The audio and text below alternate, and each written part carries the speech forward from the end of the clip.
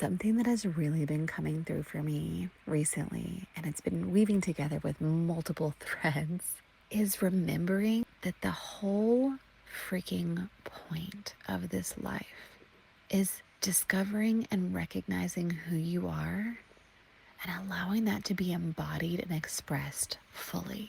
To feel your aliveness, both your joy and your grief, both your creativity and your dullness. It's to forget and remember. It's cyclical, it's non-linear. It's learning what you're passionate about and what systems and methodology works for you and trying things on for size. You're on an adventure. You're evolving, and there is no finish line. We are so conditioned to meet these goalposts and achieve success, which is real, but it's not really what we've been taught. We have been given these external milestones instead of orienting to what's internal. And so it's like, when I feel more liberated, that's a milestone for me.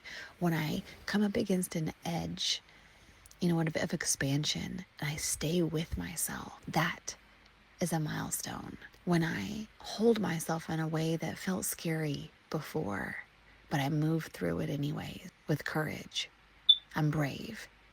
That is a milestone. When I say the thing, even though my voice shakes, that is a milestone. When I practice and I'm not fully successful, but I try again, that is a milestone.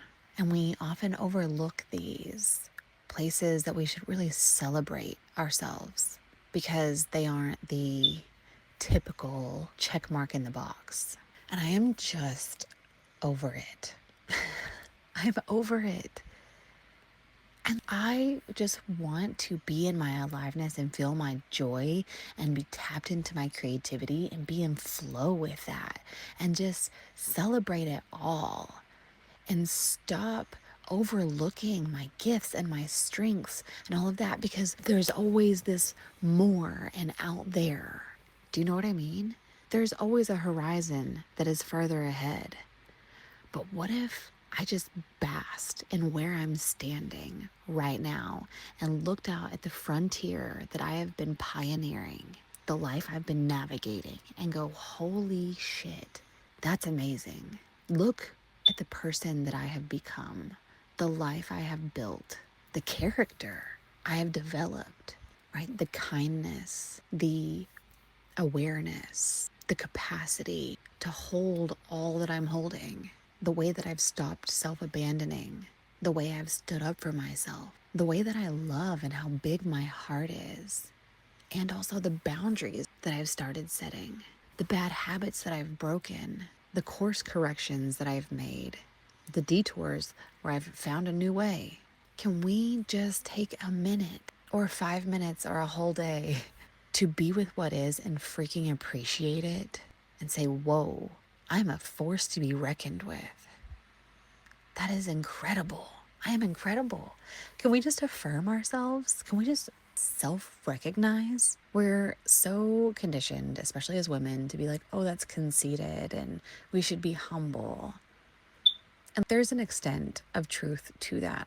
But also, to be self-centered is actually means that I do orient my life to myself and to nothing else. I'm not centering men. I'm not centering career. I'm not centering money. I'm not centering some status symbol. Instead, I'm centering how I feel about myself and the life that I'm in, the experience I'm having. No, not all of life is just peachy keen, but my perspective and my approach can be incredibly powerful, where I can say, this sucks, and I know how to turn this shit into gold. This is challenging, and also I'm fully aware how this is sharpening me and preparing me for what I want, to be able to hold it, to be able to build it, to be able to create that, to cultivate it, to be the woman who can carry it effortlessly. If we were to look through that lens instead of the not enough lens, the lack, the scarcity, do you know how much everything changes? That's a massive shift. If you were to literally just adopt the belief that everything is working out in my favor, I'm amazing, I can do this, I have done this, I'm capable. I'm made for this. And this life is shaping me into the woman that can hold all the dreams of my heart, all the visions that my soul yearns for and is guiding me towards. Every inspiration I have, every curiosity, every interest, all of these things are incredibly valuable and are breadcrumbs that are leading me closer to that, to myself being self actualized, to my life, my reality aligning with the vision that I have, that's aligned with my values, what's important to me, that liberates me so I can be fully embodied and expressed. So, what I just keep coming back to is what's the point, right? The whole point is my aliveness. If I can't do it joyfully, then what the fuck am I doing? If I can't have fun while I'm doing it, what's the point? If I'm not in love with it, what's the point? And you could say, oh, I don't love doing cleaning my house. Well, then fall in love with it. Shift your perspective. Look at it differently. I love having a home. And I love that I have dirty dishes, which means that I have a full belly, which means we got to have meals. And you know what? Doing the dishes can actually be a lot of fun. Me and my daughter, we play in the bubbles. I blow the bubbles like it's a little dandelion flower, and we make wishes. My hands are diving down into the ocean to get the treasure. You can really find joy and make fun out of anything, especially the mundane, because there is magic in these tasks. And if you were to decide that these are your devotions instead of your obligation, you'd probably feel a lot differently about them. I'm devoted to homemaking because I love this sacred space. I've decorated it as an expression of me. It feels cozy and comfortable and safe. And I barfed my heart all over the walls. You know what I mean? There's art that I'm like, ooh, I love that. I bought this from an artist that totally inspires me.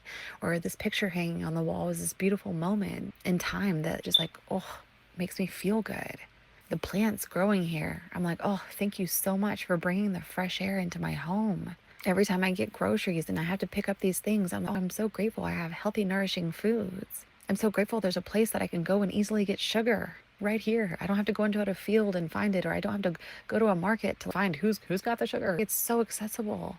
I feel so privileged. If we can shift our perspective to look at things instead of everything that feels like a fucking drag. No, how can I look at this differently? Where this is actually great. How can I shift that? This isn't bypassing. This isn't spiritual bypassing. This is being a little delulu until it's trulu, right? We're not bypassing anything and we're not being delusional. It's literally just the lens that I want to see my life through, and it changes my experience and becomes my reality. And now I get to go through my day with a skip, hop, in my step because I'm freaking unbothered. In fact, I'm incredibly grateful. So, anyway, just coming back to everything that feels like pressure, everything that feels like work, oh, that I have to do this is like, how can I cultivate joy in this moment? How can I bring my passion and my creativity and my fun and open my heart to experience this in a way that honors my one precious life that I have? And all of these moments that are fleeting when we're hopefully 100 and plus years old laying on our bed, we're saying, God, I was alive and I lived it and I felt it. And there's not a thing, I didn't miss out on anything. I was there for it all. I showed up for it and I was open and received it. That's what I hope for me. That's what I hope for all of you. That you let your soul come through, you let your heart be open, you let your mind work for you and with you instead of against you. I'm going to leave that here. This is just me sharing a philosophy that I'm anchoring myself back into. It is so much how I already live my life and have for a long time. But there are certain things, particularly my creativity, that I have positioned as this is work and it has to have a point. And where's the meaning and the value in it that it's offering other people? And it's like, wait, I'm forgetting that this all comes back to what I'm creating is for me and it overflows to you. If I've lost touch with the joy, with the passion, with the fun in it, you're not going to feel that in it either. The point is my love. The point is what lights my soul up, what feeds the hunger inside my belly. So whatever comes to mind for you, I'd love to hear it. Drop it in the comments, drop it in the chat. There's something that you're like, oh, the approach to this got kind of tight gripped and I want to loosen it up. this is the way I want to look at it.